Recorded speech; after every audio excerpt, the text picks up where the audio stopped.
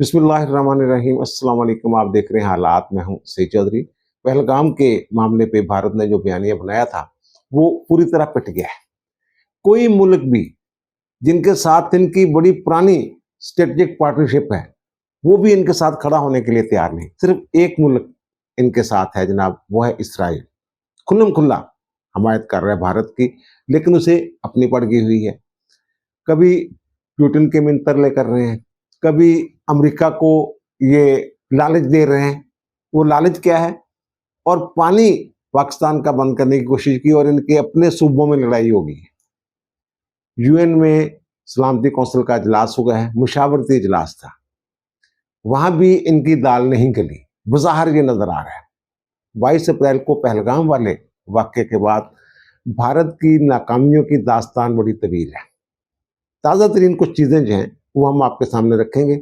एक तो ये कि पाकिस्तान की सरहदों के इर्द गिर्द इन्होंने बड़ा जना प्रेशर डेवलप करने की कोशिश की हुई है, लेकिन दाल नहीं गल रही। इनका ख्याल था कि हमारी जो नेवी है पाकिस्तान की वो ज़रा कमज़ोर है, तो वहाँ कोई कार्रवाई करके देख लेते हैं। तो एक दिन पहले इन्होंने जनाब भारतीयों ने अपना जो एक बहरिया का त्यारा है वो जनाब P-81 वो उड़ाया और 5 मिनट के अंदर अंदर वो ट्रेस भी हो गया और हमारी वार्निंग पर वापस भी चला गया। ये तो इनका हाल है। और कभी कंट्रोल लाइन पे छेड़खानी करते हैं, कभी जो हमारी बैनुल अक़वामी सरहदें हैं वहाँ ये फौजी इज्तिमा करने की कोशिश करते हैं। और हमारे आर्मी चीफ और कोर कमांडर्स जो है, ये मैं बता दूं आपको कि वो जनाब अपने दफ्तरों में नहीं बैठे हुए, वो अपने जवानों के साथ टाइम गुजार रहे हैं, उनकी हौसला अफजाई कर रहे हैं। और आर्मी चीफ जो हैं उनके बारे में पता चला है कि जनाब कल वो BRB के इर्द गिर्द दौरा शौरा करके गए हैं, लाहौर में थे। और हमारे कोर कमांडर्स जो हैं, जैसे मैंने अर्ज किया, वो जवानों की हौसला अफजाई के लिए उनके साथ हैं। और फिर न्यूयॉर्क टाइम्स ने जो मजमून लिखा है हाफिज साहब के बारे में हमारे आर्मी चीफ के हवाले से, उसमें उनके असाब की बात है, उनके फैसलों की बात है। पहले वो पीछे थे, अब वो फ्रंट फुट पे आके खेल रहे हैं जनाब। और उनकी जिम्मेदारियों का बताया गया है और ये उन्होंने जो टोन सेट की है उसका खास तौर पर जिक्र किया है। उनके मजहबी रुझान की बात की है, दो कौमी नजरिए वाली जो बात कर रहे हैं हाफिज साहब, उसका जिक्र किया है।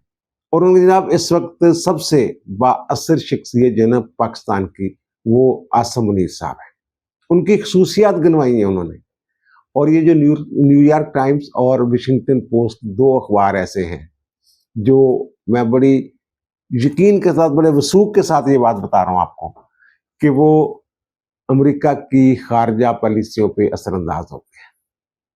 और दूसरी बात यह है कि इन्होंने पानी बंद करने की कोशिश की थी पाकिस्तान का। और कल भी मैंने अर्ज किया था, बगला डैम की वो बात कर रहे थे। मैंने कहा कित्थों पानी बंद करना है इन्होंने। असल में बात यह है कि पीछे से ही पानी कम आ रहा था। तो ये कह रहे जनाब देखें चनाब जो है सूख गया है। इन्होंने जो सलाल डैम है उसके गेट बंद किए थे, लेकिन वो भी 24 घंटे के अंदर अंदर इनको खोलना पड़ गया। जो सूरत हाल है इस वक्त पानी की यहाँ चिनाब में, वो हम आपको दिखा रहे हैं। और दूसरा ये कि जो बगलारा डैम है, अगर 36,000 क्यूसेक पानी पीछे से आ रहा है, फर्ज कर रहा हूं मैं, तो वो कितने दिन उसको संभाल सकता है पानी? वो तो संभाल ही नहीं सकता। वो तो हाइड्रो पावर प्रोजेक्ट है, बिजली पैदा करने वाला प्रोजेक्ट है। और वो गेट अगर बंद करके बैठ जाएंगे, अव्वलन तो वो गेट बंद ही नहीं कर सकते। अगर फर्ज करें कि गेट बंद करके भी बैठ जाएं तो पीछे सैलाब आ जाएगा एक। और दूसरा ये कि जो वो बिजली पैदा कर रहा है वहां से, तो बिजली की पैदावार रुक जाएगी। उनके बड़े मसाइल हैं इस हवाले से। बढ़ के और चीज होती हैं, अमली इकदाम कुछ और होते हैं। कल भी मैंने अर्ज किया था कि जनाब वो कितनी देर बंद कर सकते हैं इसको, वो बंद कर ही नहीं सकते। और दूसरी बात यह है कि जो हमारा पानी बंद करने चले थे, इनके दो सूबे जो हैं वो आपस में लड़ पड़े हैं पानी पर। एक पंजाब और हरियाणा में जनाब बड़ी शदीद इस वक्त जंग हो रही है पानी के हवाले से। और पंजाब सरकार ने ये कह दिया जनाब हरियाणा को एक कतरा भी इजाफी पानी नहीं देंगे। और हरियाणा वाले कह रहे हैं जनाब हमारी फसलें सूख रही है, पता नहीं क्या बातें कर रहे हैं। और पंजाब वाले कह रहे फैसी करिए। पानी पाकिस्तान का बंद करना था और सूबे भारत के अपने लड़ रहे हैं। और दूसरी जो बात मैं कह रहा हूं कि जनाब इनके साथ कोई मुल्क भी नहीं खड़ा हुआ। पहले इनको ये ख्याल था कि जनाब हमारे बड़े जनाब उनके साथ मामला जो हैं अमेरिका के साथ अच्छे हो गए होंगे, तो जनाब हमारी तजारत की जरूरत भी उनके साथ चल रही है, तो वो जरूर हमारी मदद को आएंगे। नहीं आए। ट्रंप साहब ने ये कह दिया जनाब थोड़ा सा 15 साल का लड़ाई का है मामला, तो इस तरह रोज ही लड़ रहे असं करिए, आप ही हल करो इनू। ट्रंप के रवैये से मायूस होकर ना, जैसे उनकी नफ्सियात है डोनाल्ड ट्रंप साहब की कि पैसा उनके लिए बड़ा अहम है, तो इसीलिए तो टैरिफ शैरिफ लगाए उन्होंने। तो इन्होंने जनाब उनको पेशकश कर दी है कि जनाब जो हम दरामद करते हैं भारत में अमरीकी अद्वियात, स्टील और गाड़ियों के जो स्पेयर पार्ट्स हैं, उन पे जनाब जो हम कस्टम ड्यूटी है ना वो जीरो कर देते हैं। लेकिन ये बड़े मामलात हैं। और दूसरा फिर जनाब पुतिन के साथ रब्ता हुआ इनका, तो वहां का मीडिया कह रहा था जनाब पुतिन ने जनाब पता नहीं क्या कर दिया है, इनकी हमायत कर दी है या क्या कर दिया क्या नहीं कर दिया। अब वो दास्तान भी सुन लें।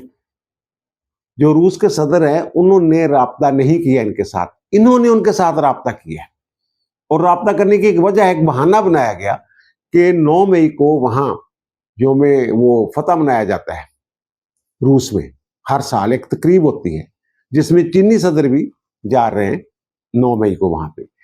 ये भी इनवाइटेड थे वहां, ये अब जा नहीं पा रहे वहां क्योंकि हालात इन्होंने इस तरह के खराब कर दिए हुए पाकिस्तान के साथ, तो अब ये जा नहीं पा रहे थे। इन्होंने माजरत के लिए फोन किया था कि भाई साहब मैं नहीं आ रहा, तो फिर इन्होंने उनको दावत दी कि जनाब तुसी तो नहीं, मैं तो नहीं आ सकता थे, तुसी एक चक्कर शक्कर ला लो जिदा हुंदा। उनके अच्छा देखने टाइम कर दे, यूक्रेन तो फारा घूमने ते आने। तो उसके बाद इनके मीडिया ने जनाब पुतिन का फोन आ गया और ये हो गया वो हो गया, जैसे होता है हाइप क्रिएट करना उनका वो वतीरा है। तो जनाब वहां की जो सरकार है उसने जो इस पे बात की है, और उनके जनाब ये जो है ना बड़ा पुराना हमारा तल्लक है भारत के साथ, हमारा स्ट्रेटेजिक पार्टनर है भारत। लेकिन वो कहते हैं पाकिस्तान भी हमारा शराकतकार है। वो कहते हैं कि दिल्ली और इस्लामाबाद दोनों के साथ हम अपने तल्लकात जो हैं उसको कदर की निगाह से देखते हैं। तरले तो मोदी साहब मार रहे हैं और वो पाकिस्तान के साथ भी तल्लकात की बात कर रहे हैं।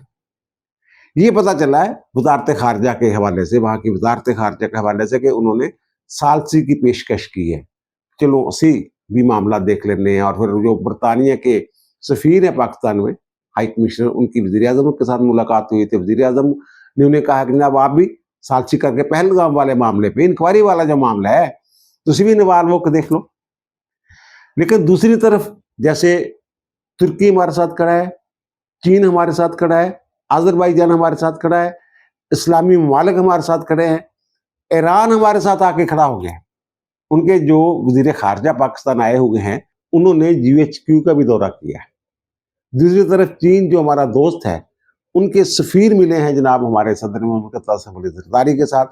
ये कच्ची काल नहीं थी, ये स्ट्रेटेजिक मुलाकातें हैं, सही बात बता रहा हूं आपको।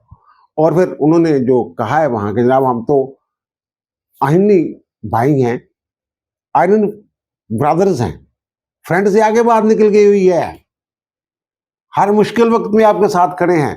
चलो ये तो हो गया, ये तो सरकार ने जो बयान देना होता है ना, उन्होंने तो किसी और खास अंदाज में, डिप्लोमेटिक अंदाज में बात करनी होती है। लेकिन वहां से एक ट्वीट आया है, वो हम आपको दिखा रहे हैं। वो जैसे पहले उनके एक डॉक्टर ने इंडियन मीडिया में बैठ के उन्होंने मिट्टी पलीद की थी कि जनाब असी पाकिस्तान के नाल खड़े हैं। वो भी साबिक मुशीर रहे हुए हैं वहां सदर के, और वो एक सरकारी इदारे को रन कर रहे हैं वहां पे, उन्होंने जो बात की है। अब ये जो ट्वीट हम आपको दिखा रहे हैं, ये जनाब people's armed police propaganda bureau है, और वो कहते हैं कि जनाब हमारे प्रोपेगेंडे से बाद दुश्मनों को तकलीफ भी होती है। ये जनाब कह रहे हैं अपने इस ट्वीट में, भारत को पैगाम दे रहे हैं सीधा सीधा। और ये मैं बता दूं कि जो ऐसे अदारे ना वहां चाइना में काम करने वाले, वो अपने तौर पे कुछ नहीं करते, वो जो वहां की सरकार की पॉलिसी है उसके मुताबिक बात करते हैं। और ये जो प्रोपेगेंडा ब्यूरो है इसने क्या कहा है, भारत को क्या पैगाम दिया? उनके जनाब जो पीपल्स लिबरेशन आर्मी है ना कि फजाइया हिमालय के पहाड़ी सिलसिले से ऊपर उठ रही है, तो वो तस्वीरें उन्होंने लगाई हुई हैं। उनके जो चाइनीज त्यारे हैं वो उड़ रहे हैं हिमालय के पास। वो कहते हैं ऊंचाई से कोई फर्क नहीं पड़ता कि हिमालय के लिए भी चाहिए हुए, ये हमें हिंदुस्तानी साम्राज्य को तबाह करने से नहीं रोक सकता, यानी हिमालय पहाड़। और वह कहते हैं कि पाकिस्तान की खुद मुख्तारी के लिए हमारा अज़म हतमी और मुकम्मल है। भारतीय फौजी मुहिम जोई की किसी भी शक्ल को तबाह कर देंगे, नीस्तो नाबूद कर देंगे। ये पैगाम आया है चाइना से। ऐसे ही पैगामात की वजह से जो भारत सरकार है वो उसकी परेशानियों में इजाफा हो रहा है। 22 अप्रैल से अब तक किया क्या है, वहां के लोग पूछ रहे हैं कि अब तुसी कितना किया हम तिकर। दूसरी बात जो मैं कह रहा था ना कि इसराइल ही एक मुल्क है जो भारत के साथ खड़ा हुआ है। जो हम कहते हैं ना कि यहूदो हनूद का इत्तेफाक, इत्तेहाद, ये वही साबित हो रहा है। अब तुर्किया जो है वो हमारे साथ खड़े हुए हैं। तो ये जनाब इसराइल ने, नेतन्याहू साहब ने अमेरिका से ये मुतालबा किया है कि जनाब पाकिस्तान और जो तुर्किया की स्ट्रेटेजिक पार्टनरशिप है ना, इस पे गहरी नजर रखी जाए। और वो इस खदशे का इज़हार कर रहे हैं कि पाकिस्तान जो है उसको जौहरी पावर बनाने के चक्रों में पड़ा हुआ है, ये वो कह रहे हैं। और दूसरी तरफ मैंने कहा इसराइल को तो अपनी पड़ गई हुई है। वो जो हौसी बागी हैं, यमन वाले जो हैं, उन्होंने जनाब जो इनका एयर डिफेंस सिस्टम जिसके बड़े चर्चे हैं दुनिया में, वो नीस्तो नबूद करके रख दिया। मिसाइल मारे हैं उन्होंने, ड्रोन अटैक्स किए हैं, 20 किलोमीटर के इलाके में तबाही फैला दी। और इसराइल ने जनाब 30 हथियारों के साथ वहां यमन पे ये हमला कर दिया हुआ है। और इसराइल ने 30 जंगी हथियारों के साथ ये हमला कर दिया है यमन पे। ये वो कह रहे हैं कि जनाब हौसी जो हैं उनके ठिकानों पे हम बमबारी कर रहे हैं। उधर भी आग लगी हुई है, उधर भी आग लगी हुई है। बहरहाल ये अब इसराइल को मैंने कहा ना अपनी पड़ गई है, लेकिन भारत पुरउम्मीद नजरों से देख रहा है। तो उस इलाके में तो जो इसराइल है वो बदमाश है ना, अमेरिका के सर पे बदमाशी कर रहा है ना, फुल फ्लेज बदमाशी कर रहा है वहां पे वो। तो वहां तो वो तगड़ा है, लेकिन पता नहीं अब वो इस पोजीशन में है कि भारत की मदद कर सके या ना कर सके। अगर करता है तो खुल्लम खुल्ला मदद नहीं कर सकता। जैसे वो तुर्किया का जहाज आके खड़ा हो गया होगा, और चीन जो है वो लद्दाख में मशकें कर रहा है। जो ट्वीट है उनका वो मैंने आपको दिखा दिया हुआ है। अजरबैजान जो है वो हमारी जो नेवी के जहाज हैं खुले पानियों में खड़े हुए, इंटरनेशनल पानियों में, उनकी रिफ्यूलिंग कर रहा है। इस तरह इसराइल अगर आता है तो फिर वही बात जो तुर्क मीडिया कह रहे हैं कि पाकिस्तान और भारत की जंग का फैसला जो है ना वो तल अबीब में होगा। मैं कई मरतबा अपने व्लॉग्स में इस बात का जिक्र कर चुका हूं। और फिर बांग्लादेश के जो वजीर खारजा हैं तौहीद हुसैन साहब, उन्होंने हमारे वजीर खारजा असाक डार के साथ रब्ता किया है और उन्होंने कहा कि टेंशन नहीं लेनी तुसी। यही बात जैसे एक दोस्त मुल्क दूसरे दोस्त मुल्क को कहता है, वो तो फिर हमारा बरादर इस्लामी मुल्क है। और मैं ये कहता हूँ कि जनाब अल्लाह के अपने फैसले होते हैं, कुदरत का एक अपना निज़ाम है। अगर वहाँ हसीना वाजिद इस वक्त बरसर इक़्तिदार होती तो क्या हमें वहाँ से इस तरह की सपोर्ट मिल सकती थी? 800-900 किलोमीटर की सरहद है जो उनकी भारत के साथ लगती है। फिर 1000 किलोमीटर के करीब उन्हीं इलाकों की जो है वो जो रियासतें हैं, सिस्टर स्टेट्स जिनको कहते हैं, जहाँ आज़ादी की तहरीकें चल रही हैं, वो चाइना के साथ लगती है सरहद। और ये जो पानी रोकने की कोशिश कर रहे हैं, अगर ये मैं खुद देख रहा था, इंडिया के जो माहिरीन हैं वो ये बात कर रहे थे कि जनाब ये जो भारत है ये तो पानी रोकने की पोजीशन में नहीं है, इसके पास तो इंतजामात ही नहीं है। अगर ये रोकने के इंतजामात जो है अब शुरू करे, कंस्ट्रक्शन जो है 20 साल लगेंगे। लेकिन अगर ऊपर से आने वाले पानी को, ब्रह्मपुत्र का पानी जो है वो चाइना रोकना चाहे, उसके पास तो इतने वसाइल हैं कि वो डैम बना सकते हैं। अगर ये आप इसको जंगी हथियार के तौर पे पानी को इस्तेमाल करेंगे पाकिस्तान के खिलाफ, तो फिर चीन जो है वो आपके खिलाफ इसको आप तो मौका देंगे चीन को कि जनाब अगर आप इसको जंगी हथियार के तौर पे इस्तेमाल कर सकते हैं तो वो चीन को भी आप कहेंगे कैसे रोकेंगे जनाब, उसको भी एक जवाब जो है वो मुयसर आ जाएगा। और सूरत हाल ये है कि हरियाणा और पंजाब जी जनाब ठंड गई हुई है पानी के हवाले के नाल। वो कहते जनाब सानू पानी दियो, वो कहते चलो दौड़ो, एक कतरा भी नहीं देना पंजाब वाले कहते ने। ये तो वहां मामलात बने हुए। एक और खबर है कि जनाब पाकिस्तान में दहशतगर्दी करवाने का भारतीय मंसूबा जो है ना ये पकड़ा गया है। रात के ये खबर आई है। हुआ ये है कि जनाब इन्होंने कुछ दरअंदाज जो हैं, जो इनके यहाँ प्रॉक्सीज जो हैं, उनको इन्होंने एक्टिव किया है और उनको टारगेट दिए, लेकिन वो जो इनका प्लान था वो पकड़ा गया है। अब वो करना क्या चाह रहे थे, इन्होंने रेकी शेकी करवाई है उनको मोटरसाइकिलों पे इधर उधर, वो जो सारे को प्लानिंग होगी इनकी, वो जनाब ग्वादर, हिजदार और कोयटा में जो हमारी इंटेलिजेंस रिपोर्ट्स हैं, हमारी अदारों की रिपोर्ट्स हैं, उनके मुताबिक वहां वो अटैक कर सकते हैं। लेकिन फोर्सेस भी अलर्ट हैं, और मैंने पहले अर्ज किया था जनाब, ये आप जो है ना वो सिपाही नहीं जाएंगे गन्ने लेके, ड्रोन्स के जरिए उनको मार गिराया जाएगा। जैसे एक दिन पहले कल 8 खारजी जो है खैबर पख्तूनख्वा में मुख्तलिफ ऑपरेशन के दौरान जो है वो मारे जा चुके हुए हैं। 54 एक दिन मारे गए थे, फिर और मारे गए, 71 हो गए, फिर 76 हो गए, फिर 78 हो गए, 8 ये हो गए। ये रोजाना मारे जा रहे हैं बड़ी तादाद में। कहने वाले तो ये कह रहे हैं कि जनाब BLA और TLP वगैरह के खिलाफ जिस अंदाज में पाकिस्तान की फोर्सेस ने ऑपरेशन शुरू किए थे और धड़ाधड़ बंदे मारे जा रहे थे, उनकी कमर टूट रही थी, तो ये जानबूझ के मशरकी सरहदों पे भारत ने तनाव की कैफियत पैदा की है ताकि उन्हें कुछ सांस आ सके, वो दोबारा संभल सके। ये ऑक्सीजन टेंट फराहम करना चाह रहे थे उनको, लेकिन हुआ उल्ट। अब पहले तो जनाब होते 2 मारे गए, 4 मारे गए, 6 मारे गए, अब वो जत्थों की शक्ल में, दर्जनों की शक्ल में 50 मारे गए, 54 मारे गए जनाब, 8 मारे गए, इस तरह उनका सफाया हो रहा है। और दूसरा क़ौमी मुत्तहिदा की सलामती कौंसिल का इजलास था। पाकिस्तान ने दरखास्त की थी पहलगाम वाले इशू पे कि जनाब कुछ हकायक जो हैं आपके सामने रखना चाहते हैं। वहां ये मुशावरती इजलास था, इसमें कोई फैसला नहीं होना था। दोनों जो फरीक हैं उन्होंने अपना अपना मौक़िफ़ जो है वो पेश करना था। पाकिस्तान ने वही बात की कि जनाब पहलगाम पे ये हमारे ऊपर इल्ज़ाम लगा रहे हैं, जनाब हमने ये करवाया है, तो गैर जानबदार फरीक से इंक्वायरी करवा लें, ये भी तावन करें, हम भी तावन करें। अब जो भारतीय मीडिया है इस इजलास के हवाले से, जिस वक्त मैं विलाग कर रहा हूँ, इससे पहले ये 2 बजे के करीब इजलास खत्म हुआ है, तो वो रात 2 बजे, तो वहां का जो मीडिया खामोश है। हमारे जो मंदूब है वहां, आसम इफ्तिखार साहब, उन्होंने ब्रीफिंग दी है, प्रेस कॉन्फ्रेंस की है। इसका मतलब ये है कि हमारे मंदूब जो हैं वो समझ रहे हैं कि मैं अपना मौक़िफ़ जो है वो ज़ाहिर है इन कैमरा प्रोसीडिंग थी बंद कमरे में, तो उसकी जो जुज़ियात हैं वो तो नहीं बताई जा सकती ना, लेकिन उनकी गुफ्तगू से और उनके एतमाद से ये लग रहा था कि वो अंदर से जीत के निकले हैं, लोगों को कायल करके निकले हैं।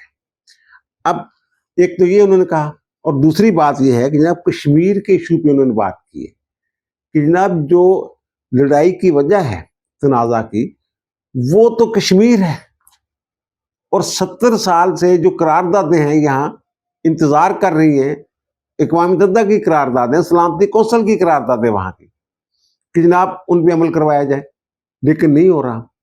ये पूरा मुद्दा जो है उन्होंने उनके सामने रखा। और सिंतास माहदे की बात भी की, उन्होंने बताई कि जनाब पानी को हथियार के तौर पर बैन अल-अक़वामी कवानीन के मुताबिक हथियार के तौर पर पानी को इस्तेमाल नहीं किया जा सकता। और फिर सिंतास माहदा जो है इसमें वर्ल्ड बैंक जो है वो सालिस है, और ये कि ये जो माहदा है सिंतास माहदा, इसमें ऐसी कोई शेक की मौजूद नहीं है कि जनाब उसको कोई एक फरीक जो अपने तौर पे मनसूख कर दे, मुअत्तल कर दे या उसमें तब्दीली कर दे।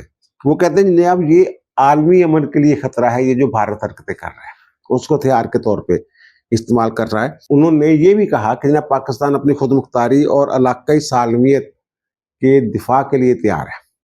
यानी किसी भुलती नहीं रहना, तुसी ਅਸੀਂ दलाइल दे रहे हैं, ਤੁਹਾਨੂੰ ਸਾਰਾ ਕੁਝ ਦੱਸ ਰਹੇ ਹਾਂ, अगर ਤੁਸੀਂ नहीं ਮੰਨੋਗੇ, ਸਾਡੇ ਤੇ जंग मुसलत करोगे, तो फिर ਉਹਦਾ जवाब ਉਸੇ अंदाज ਚ ਦਿੱਤਾ जाएगा ਜਿਹੜਾ कि दे रहे हैं, ਅਸੀਂ मुसलसल दे रहे हैं, आगे बढ़ के दे रहे हैं। तो वहाँ के जो सेक्रेटरी जनरल हैं अक़वाम मुत्तहिदा, उन्होंने एक मरतबा फिर ये पेशकश की है दोनों मुल्कों को, जब मैं सालसी करवाता हूँ इसकी इंक्वायरी कर लें। अच्छा, अब जो अगर देखें ना वहाँ उसकी जो तश्कील है, उसमें 5 तो मुस्तकिल अरकान हैं।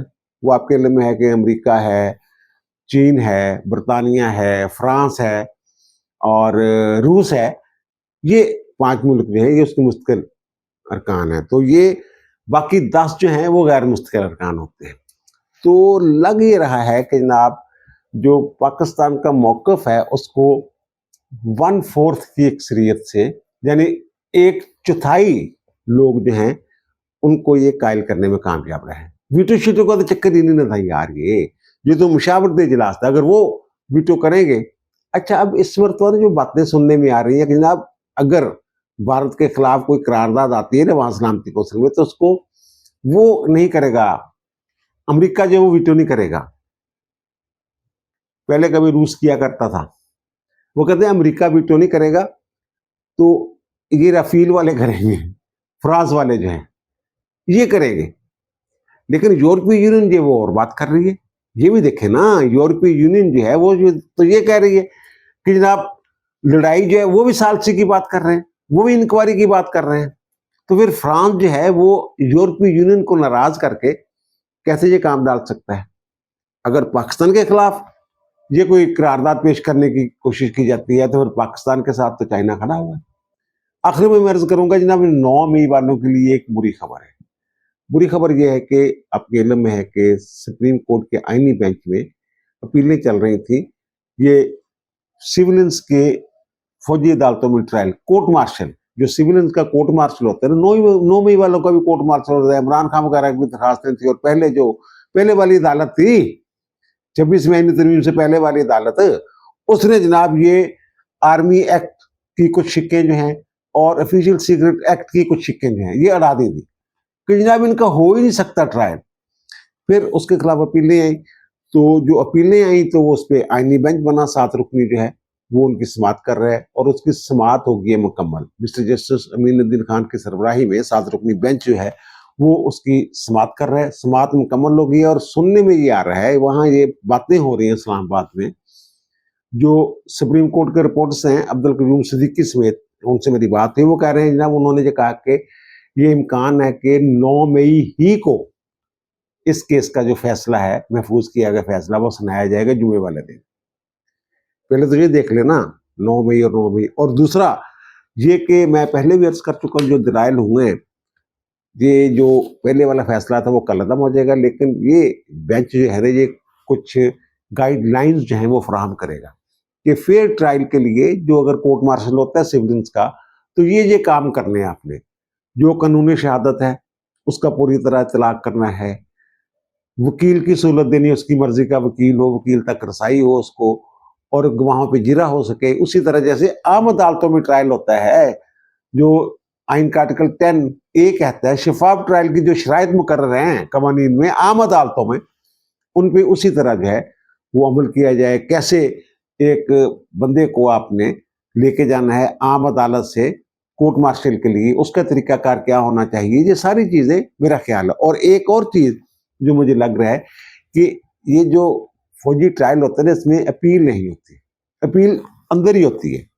ये किसी आम अदालत में, हाई कोर्ट या सुप्रीम कोर्ट में अपील का राइट नहीं होता। वो कैसे करते हैं, वो रिट दरखास्त 199 के तहत हाई कोर्ट में चैलेंज करते हैं उसको।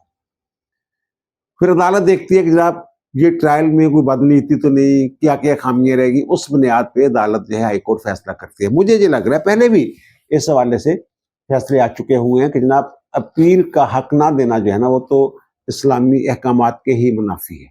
मेरे ख्याल कुछ ऐसा भी हो सकता है इसमें कि अपील के हक के लिए जो सुप्रीम कोर्ट है कोई ऑब्जर्वेशन दे। वैसे वो मेरा ख्याल है ये असफंदियार वाली वो नैब वाला केस था 2002 वाला, मेरे ख्याल उसमें ये ऑब्जर्वेशन आ चुकी हुई है कि अपील का हक जो है वो होना चाहिए। और दूसरा, अटार्नी जनरल से उन्होंने पूछा था जनाब फौजियों के खिलाफ कोई कार्रवाई है, तो मैंने अपने विलाग में बताए थे, अदाद शुमार आपके सामने रखे थे। अब अटार्नी जनरल वही अदाद शुमार जो है ना वो अदालत को उनसे आगाह किया उन्होंने, जनाब ये जो 9 मई वाला मामला था ना, तो जनाब एक लेफ्टिनेंट जनरल, एक ब्रिगेडियर और एक लेफ्टिनेंट कर्नल जो हैं उनको उनके ओहदे से हटा दिए, पेंशन नहीं मिलनी उन्होंने, यानी फारग। तो अदालत ने पूछा कि लेफ्टिनेंट जनरल कौन है, उन्होंने कहा जो कोर कमांडर होता था ना लाहौर का वो वाला।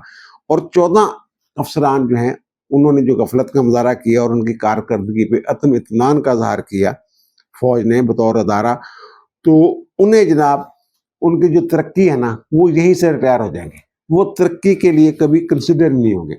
अब 9 मई का इंतज़ार है, और 9 मई के बाद फैज़ हमीद वाला जो पड़ा हुआ है रेफरेंस, आधा हो गया वो आधा रहता है। तो मे भी अगर ये फैसला जो है ये सिविलियंस के कोर्ट मार्शल की तरफ जाता है, तो फिर जो मास्टरमाइंड है, जो उस्मान पार्क में प्लानिंग कर रहे थे, उनका जो मामला है वो भी वहां चला जाए। अब दीजिए मुझे इजाजत, इंशाअल्लाह दोबारा मुलाकात होगी नए भी इलाके के साथ। अल्लाह ताला आप पर, मुझ पर, हम सब पर मेहरबान रहे। अल्लाह हाफिज।